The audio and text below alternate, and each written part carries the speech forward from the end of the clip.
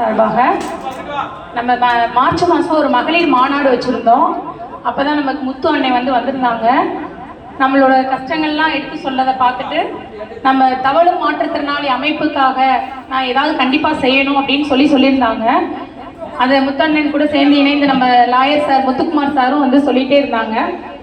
அது மூலமாக மாநில பொதுச் செயலர் திரு ராஜா சக்கரை பேசிட்டு இந்த மாதிரி மாற்றுத்திறனாளி தவழ்ந்து போகக்கூடிய மாற்றுத்திறனாளி மக்கள் எவ்வளோ கஷ்டப்படுறாங்கன்னு பார்க்குறோம். அதை பார்த்துட்டு அவங்களுக்கு ஏதாவது உதவி செய்யணும்னு சொல்லிட்டு அவங்களுக்கு பலசர ஜாமான், அதாவது மளிகை பொருட்கள், ஒரு மாதத்திற்கு தேவையான மளிகை பொருட்கள், அரிசி, இந்த மாதிரி உதவிகள் நாங்கள் வழங்குறோம்னு சொன்னாங்க.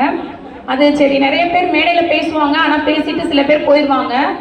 ஆனால் அந்த மேடை பேச்சை ரியாலிட்டியாக நடைமுறையில் கொண்டு நமது மதுரை முத்து அண்ணன் நமக்கு இந்த வழங்கினதுக்கு மனமார்ந்த நன்றிகளை தெரிவிச்சுக்கிறேன்.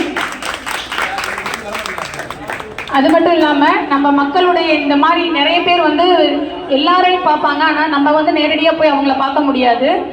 நம்மளை நம்ம இருக்கிற இடத்துலயே ஒவ்வொருத்தரையும் நின்று புகைப்படம் எடுத்ததுக்கு ரொம்ப நன்றி அண்ணா. எங்கள் மக்கள் எல்லாருடைய சார்பாக நான் நன்றி தெரிவிச்சுக்கிறேன்.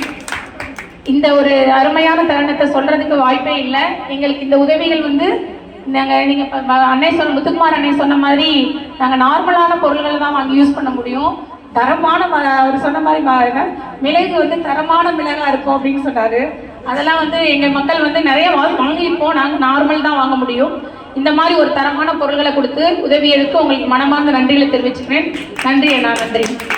இந்த தருணத்தில் நான் நம்ம லாயர் முத்துக்குமார் அண்ணனுக்கு நன்றிகளை தெரிவிச்சுக்கிறேன். தமிழ்நாடு தவழும் மாற்றுத்திறனாளி கூட்டமைப்பின் சார்பாக மாநில பொதுச் செயலாளர் திரு ராஜா சார் சார்பாகவும் மாநில தலைவர் புஷ்பராஜன் சார்பாகவும் எங்கள் மனமார்ந்த நன்றிகளை தெரிவித்துக் கொள்கிறேன். நன்றி, வணக்கம்.